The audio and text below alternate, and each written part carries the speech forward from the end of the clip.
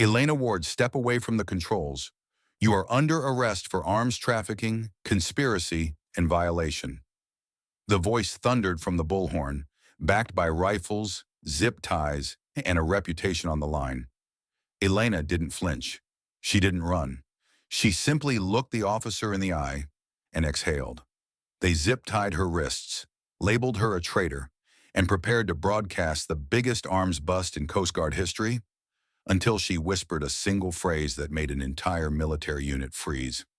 Broken Arrow 77 Alpha. That's when the Admiral called back and said 5 words. You just arrested our ghost. And just like that, the chain of command froze. Who was Elena Ward? And why did her voice hold more power than a fleet? The fog hugged the California coastline like an old secret, thick and unmoving. Out there, where the mist turned the sea into glass and sound into myth, a single vessel moved slowly, deliberately. The Drift Walker. 42 feet of metal, fiberglass, and memory. Not much to look at. Rust along the hull. Antennas crooked like broken fingers. A small flag fluttered at half-mast, though there'd been no official mourning. Not here. Not for her. Elena Ward stood alone on the deck, boots planted wide as the boat rocked gently. Her hands were steady as she pulled in her nets, fingers moving with the kind of rhythm that can't be taught, only earned. The coffee in her thermos had gone cold an hour ago, but she didn't care. Out here, routine was protection. To anyone watching, she was just another independent fisherwoman, sun-scarred, quiet, stubborn, the kind who knew every knot and every current by heart, the kind who didn't talk politics on shore and never asked for help offshore. But beneath that weather-worn jacket was something more. Beneath the calloused hands and quiet demeanor was the residue of wars fought in shadows. Elena Ward hadn't just left the military, she'd vanished from it. No press release, no medals, no graveside goodbyes. Just a name quietly wiped off a list and reassigned to another deeper one. Her mission had started 3 years ago. Her cover had taken even longer to build. There's something the world doesn't understand about people like Elena, and maybe never will. Some warriors don't retire. They adapt, not because they want to, because someone has to. Some carry wounds in their skin, others carry intel in their silence. And Elena, she carried something too valuable to write down. That morning, the sea felt heavier than usual. The fog didn't just hang, it listened. Then came the vibration, low at first, a murmur against the hull. She turned her head slowly. Through the white curtain of mist, a dark shadow emerged. Long, sharp, and purposeful, a Coast Guard cutter, but not just any cutter. The USCGC Lynx, fast, tactical, armed.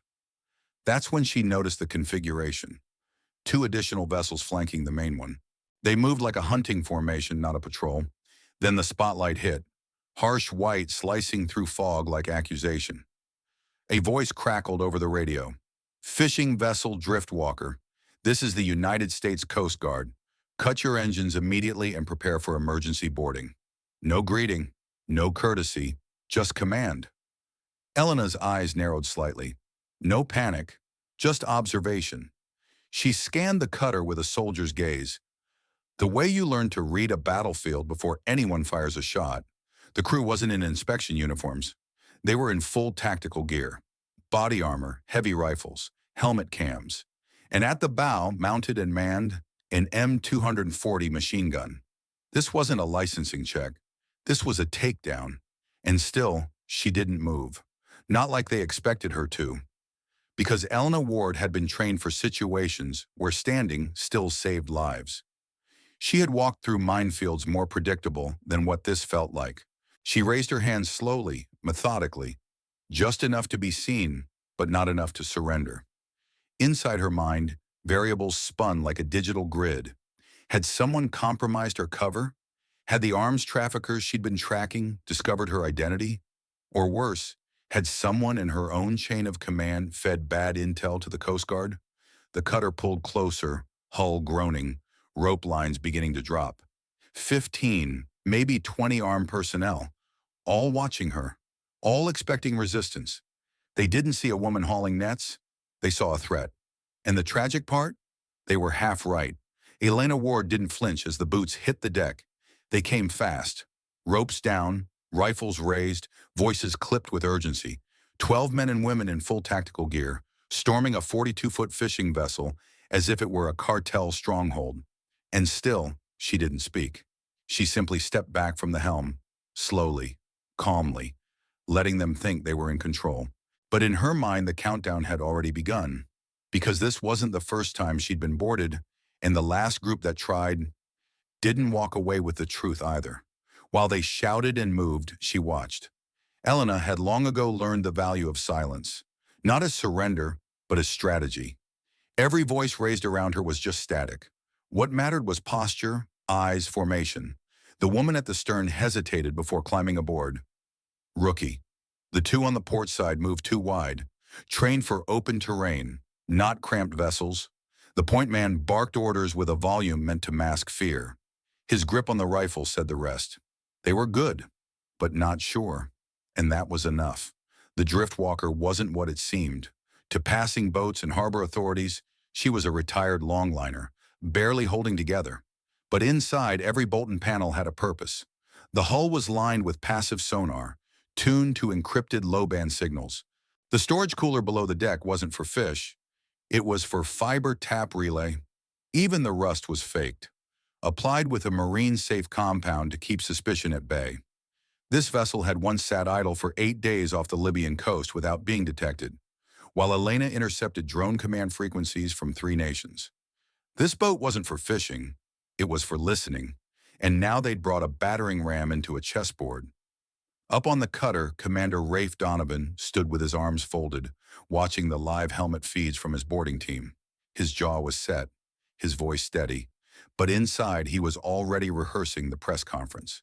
Today, the United States Coast Guard neutralized a long-standing trafficking route hidden in plain sight. He imagined the line already.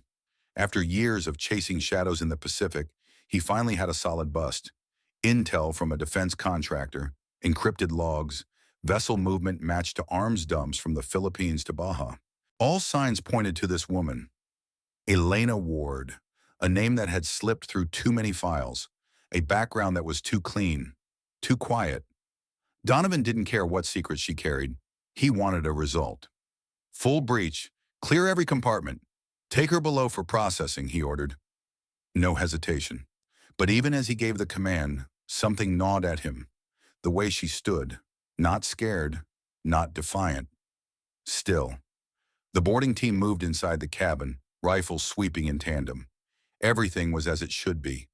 Gear stowed, comms sealed, fish bins covered. And yet, everything was too neat, too intentional. The driftwalker wasn't resisting. It was watching them. One of the officers motioned toward Elena's journal on the dash. Just weather logs, tide charts, and coffee stains. But tucked into the back was a single paper slip, faded from sea air. Coordinates, no context, no heading, just a set of numbers that led nowhere. Unless you knew the ghost routes. Back on deck, Elena was zip-tied at the wrists. She didn't struggle, didn't argue, because in her world, talking was how you got misread. But silence? Silence was a weapon, and right now, she was the most armed person on this boat, despite being bound. Donovan watched her on the live feed. Why wasn't she saying anything? Where was the panic, the denial, the scripted protest? Instead, there was nothing, just the woman, the fog, and that look in her eye, not of guilt, but of preparation, as if she was waiting for them to catch up to something she already knew. This wasn't the reaction of a smuggler caught red-handed. This was something deeper. And for the first time, Rafe Donovan, decorated, feared, respected, felt a hesitation ripple through his certainty. Because sometimes when a person is too calm, you're not the hunter, you're the bait. Below deck, the air was tighter, dim, metallic, lined with the faint smell of brine and old oil. Ensign Rivera moved first, careful and focused, rifle down but ready. The driftwalker's lower quarters weren't spacious. Just a single hallway leading to a crew bunk, a small galley, in a hold that hadn't held fish in years. She paused near the starboard bulkhead. Something didn't feel right. There were no personal effects, no family photos, no mess. The kind of clean that didn't suggest pride, but intention. Rivera moved toward the hatch to the hold, nudging it open with her foot, weapon raised. Inside, rows of fishing crates lined the walls, neatly stacked, tagged with dates and species codes. All standard, except she crouched and ran her hand along the edge of one container. The label was slightly off, not torn or smudged, but fake. Laser printed, not hand-marked like the others. She pulled out her flashlight, ran it along the interior. The light caught something metal tucked just beneath the false bottom. Not silver, but matte black, military issue, Harry. Angled, modular, and very much not for catching fish. "Commander," Rivera's voice crackled over the radio, clipped with tension. "You might want to see this." On the deck above, Commander Donovan was reviewing the initial logs retrieved from Elena's radio station. Nothing jumped out until that transmission. Encrypted. Unusual band. Routed through a channel that hadn't been used since a base decommissioned 5 years ago. His eyes narrowed. Then came Holbrook's voice. "Sir, you're going to want to come below." Chief Holbrook had found it by accident. One of the wall panels inside the galley felt off balance. Not loose, but heavier than it should have been. He ran a finger along the seam, tapped it, hollow. With a practiced move, he drew his multi-tool and popped the edge. It didn't swing open, it slid. Inside, stacked vertically with precision, was tactical gear. Not black market knockoffs, not surplus junk. Active deployment grade, M4 carbines and compression cases. NVGs, still functional. Encrypted SATCOM packs with JSOC-level firmware. A biometric lockbox bearing a red diamond classified tag. The kind that didn't even exist in standard inventory. "Jesus Christ," Holbrook whispered. "This ain't drugs." Commander Donovan stepped down into the hold, ducking his head under the steel frame. Rivera and Holbrook stood to the side, helmets off, faces tight. He looked into the forward compartment and felt his stomach knot. He didn't need a forensic team. He didn't need a judge. He knew. This wasn't contraband. This was gear meant for war, and it had no business being here, unless the person running the boat was not what she claimed to be, which meant either they just uncovered a traitor with access to highly classified systems, or they had just walked blind into an active Black Ops intelligence operation. Donovan's throat went dry. Back above, Elena stood still, hands zip-tied, body calm, but inside her mind raced. 60 seconds. That's how long she figured she had before Donovan made the worst call of his career. One signal from him to headquarters, one push to label this a counterterrorism breakthrough, and it would all collapse. 3 years, 6 countries, dozens of contacts, dead, burned, compromised. The entire surveillance network she'd built would turn to ash the second they logged that radio gear into the system. Elena knew the machinery of command. It didn't slow down once you pulled the lever. Her silence had bought her time. But time now was leaking like smoke. She shifted her weight slightly. The zip ties pressed deeper into her wrists. She didn't break eye contact with the nearest guard. Didn't blink. Just waited. Down in the hold, Donovan's team had gone silent. Everyone was watching him. No one wanted to be the one to say it aloud, because saying it made it real. This wasn't a bust. This was a mistake, and they were in too deep to climb out clean. Donovan looked at the gear again. He'd spent his career chasing smugglers and intel leaks. But this had "do not interfere" written all over it, in a language only people like him were taught to fear. He tapped his radio. "Get me a secure line. I need to verify something through classified channels." The response came instantly. "We have incoming chatter from offshore frequencies. Sir, we're not alone." And just like that, Elena looked up. Her expression didn't change. But in her eyes, something shifted. The clock had hit 0. And now she would speak. Because it was either her voice or the end of everything she'd tried to protect. The cuffs clicked into place. Commander Rafe Donovan had done this 1,000 times. Read rights, restrained suspects, maintained protocol under pressure. But this one felt Wrong. Still, he kept going. You have the right to remain silent. Anything you say can and will be used against you in Broken Arrow 77 Alpha, Elena said quietly. Donovan froze mid-sentence. The words weren't loud. They didn't echo. But the weight behind them knocked the entire deck into silence. Authenticate, Whiskey Tango Niner Niner 77. Her voice didn't shake. Her breath didn't hitch. She said it like flipping a hidden switch. And for Donovan, it felt like someone had pulled the oxygen from the air. Every Coast Guard officer within earshot instinctively paused. You didn't have to know what the phrase meant. You just knew. You weren't supposed to hear it. The ones with military background went still first, then the green recruits following their lead. Only the wind moved, and Elena, zip-tied, surrounded, stood at the center like the calm inside a detonation. In the world of covert operations, there are phrases that don't exist on paper. Words that can only be spoken when the stakes are life, death, or national failure. Broken Arrow was one of them. But this wasn't the Hollywood version. This was real-world protocol, a phrase buried in black budgets, shared only in deep classified circles. Its full meaning? A Tier 1 operative is compromised, and total operational collapse is imminent. And those numbers? They weren't random. Whiskey Tango 9977 was an authentication code tied to live operational assets. If it was valid, Donovan hadn't arrested a criminal. He'd just detonated a counterterrorism mission from the inside out. He stepped back from Elena like he'd touched a live wire. "What did you say?" he asked, his voice thin. "I said call your superiors," Elena replied, her tone flat. "You've got about 60 seconds before the real fallout begins." Donovan's hand went to his radio, then hesitated. He didn't need chatter. He needed verification. He pulled the satellite phone from his belt and switched to the encrypted channel, the kind they only used for nuclear protocols and black bag notifications. Each button press felt heavier than the last. "This is Commander Donovan, USCG. I'm reporting a high-priority code. Broken Arrow 77 Alpha.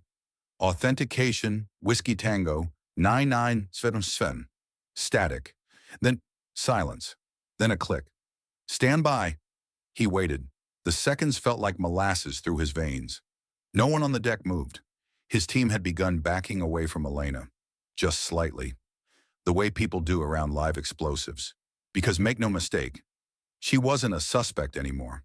She was a fuse. Then the voice came through. Ice, steel, and exhaustion. "This is Colonel Lindell Cross. Who am I speaking with?" "Commander Rafe Donovan. Sir, we've boarded a vessel suspected of arms trafficking. The subject identified herself with the following code." "Commander," Cross interrupted, "I need you to listen carefully. You have just arrested Major Elena Ward, United States Army Special Forces, assigned to Joint Task Force Theta 6. She has been embedded for over 3 years under Presidential Directive 9. You are to stand down immediately." Donovan's knees nearly gave out. "Sir, we found weapons, communications gear, naval-grade encryption. She's not the enemy," Cross said, his voice sharper now. "Everything on that boat's authorized, classified, and you've just put it, and her, in jeopardy." Around Donovan, his crew watched in silent dread as their commanding officer's complexion paled under the weight of every word. I didn't know," Donovan managed. "No, you didn't," Cross said flatly. "That's why you weren't told. In intelligence work, a word can be more lethal than a bullet.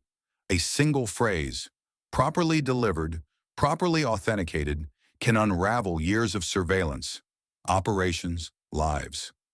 Donovan now realized what he'd done. Not a takedown, not a win, but a rupture. He'd pulled the thread holding a silent war together. And the worst part? It was his job to mean well. Elena hadn't moved since she spoke, her wrists still bound, her back still straight. She didn't gloat, didn't smirk, because in her world, even survival had no room for pride. "Orders?" Donovan finally asked. "You release her. You shut off every recording device. You report nothing further until my team arrives. You'll be debriefed in person. And Commander?" "Yes, sir." "If she says a word, you listen, because she outranks all of us. Even now. By the time the call ended, the wind had picked up. Above them, the faint thump of distant rotor blades broke through the coastal haze. And for the first time since his commission, Commander Rafe Donovan realized he hadn't made the arrest of the decade. He just pulled a classified ghost out of the fog, and now the silence felt heavier than the weapons they'd found. The black helicopters arrived without insignia. 3 UH-60s and 1 heavier transport bird.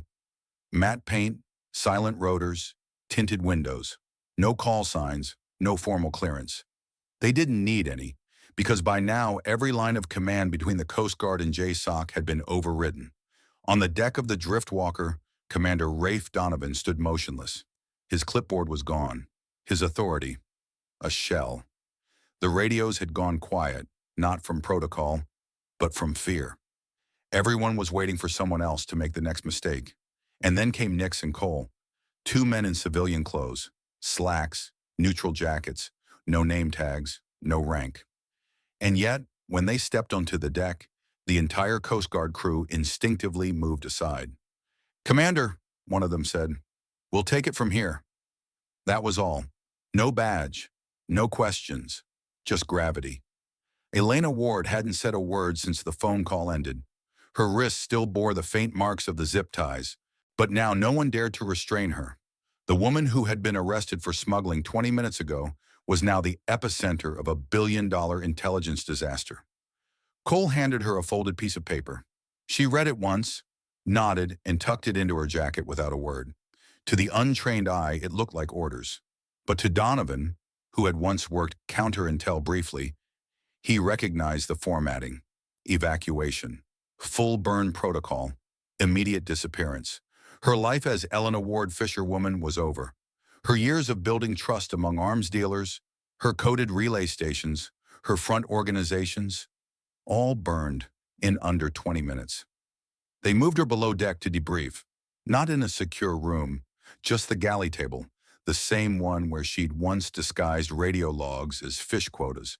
And Donovan, by some bitter stroke of grace, was allowed to listen in. He stood near the stairwell, arms folded, trying not to look at the evidence of his failure. But he couldn't look away. Nix began the breakdown. 3 years embedded. You were mapping flow lines between Russian satellite smugglers, Indonesian ports, and West African laundering fronts. "Correct," Elena replied flatly. "We know you had eyes on the seller syndicate leader. You'd narrowed his meeting points to a 24-hour window." Elena didn't blink. "He boarded my boat last week. We shared coordinates. He passed a key file. I was going to transmit confirmation within 48 hours. Cole swore under his breath. "Then the surveillance team hit you." She didn't nod. She didn't need to. Donovan looked down at his boots. The truth unspooled quickly and mercilessly.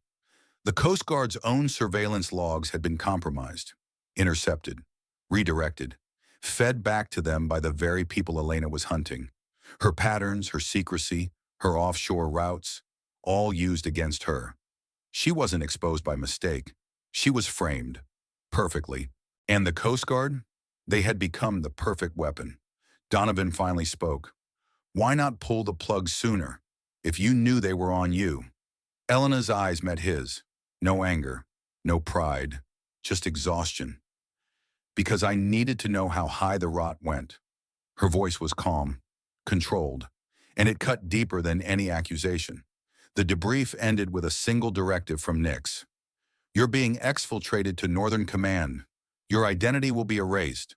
A new one will be assigned. We'll send you to Europe, or quieter." "And the network?" Elena asked. Cole paused.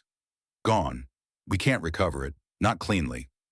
Above deck, one of the unmarked men was painting over the name Driftwalker on the stern. Donovan watched the letters disappear beneath a thick layer of gray marine paint. It was like watching a gravestone get smoothed out. Elena emerged moments later. Same jacket, same boots, but something had changed. The wind tugged at her collar. She didn't look back at the boat. She looked at Donovan. "You were doing your job," she said. "Doesn't feel like it," he muttered. She stepped closer, then stopped just within his shadow. "Next time you get intel that fits too perfectly, ask yourself, who benefits from you acting on it?" Then she turned and walked toward the chopper. And just like that, she was gone. No medals, no salute, just noise, wind, and silence left behind. Donovan didn't file a report that day. There was nothing to write that wouldn't incriminate him. Nothing he could explain that wouldn't bury someone else. That night back at base, he stared at a blank screen for 2 hours. What happens when patriotism collides with institutional blindness? What do you do when the system you serve, with all its flags and forms and protocols, becomes the very tool the enemy uses to kill the truth? There was no answer. Just one name he would never forget. A ghost who never should have been seen.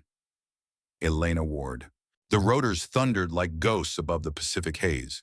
One by one, the unmarked Blackhawks lifted off from the deck of the Driftwalker, slicing the air with military precision and no emotion. No goodbye, no ceremony, just the mechanical certainty of extraction.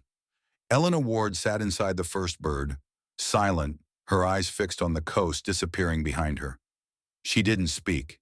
She didn't flinch. She'd spent 3 years building a life that wasn't hers, and in just under an hour, it had been painted over, like it had never existed. On the boat's stern, the words "Drift Walker" were now buried beneath layers of gray primer, wiped clean by a man who didn't know her name and wasn't allowed to ask. Everything she was, everything she had become, erased before the salt water could dry. Colonel Lindell Cross rode beside her, posture straight as a blade. He didn't look at her when he spoke. "You're being reassigned. New identity, foreign theater. You'll be briefed once airborne." "What about the op?" she asked flatly. "The op is dead." He didn't say it with cruelty, just clarity. In their world, emotions were privileges granted to civilians. "What's my new cover?" she asked after a moment. "We'll work on that. Logistics, most likely. Non-combat. You'll disappear until we figure out how deep the leak went." She nodded once. There was no protest. There never was. Because Elena had known this would happen. Not if, when. It was the nature of ghosts. Down below on the deck she once called command, Commander Rafe Donovan stood in full uniform, but empty presence. The radios had gone silent. His crew stood down. No arrests, no celebrations.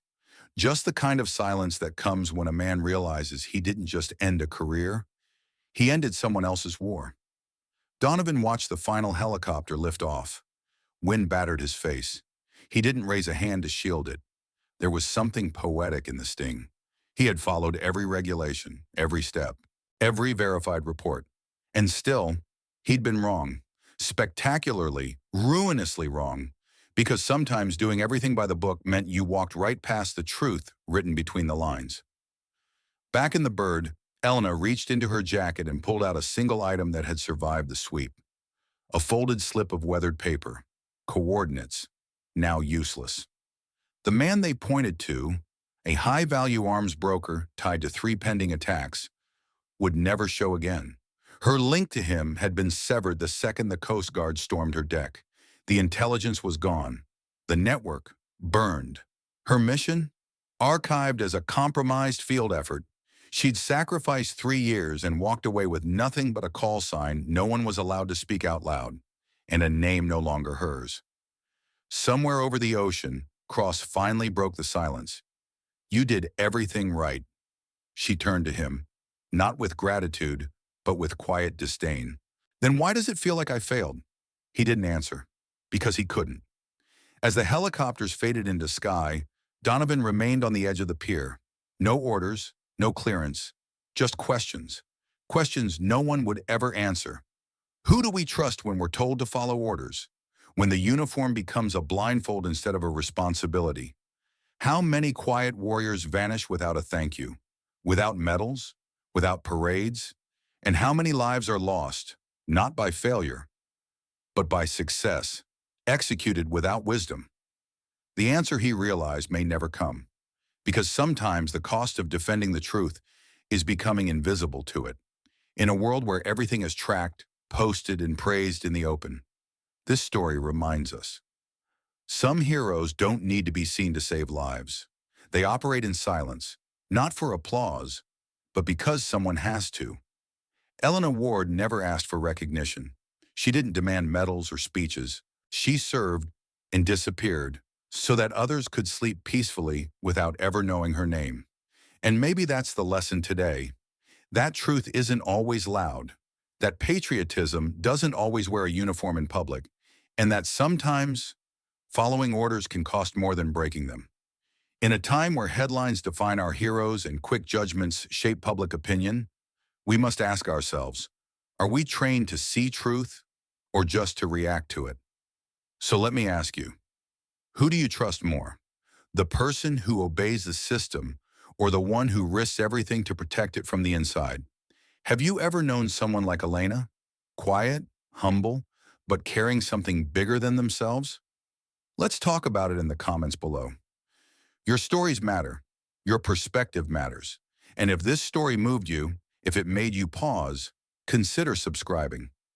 We tell stories that don't always make the news, but stay in your heart long after the screen fades to black. Thank you for listening. And remember, the most powerful voices are often the quietest. Sometimes they just say the right thing at the right time.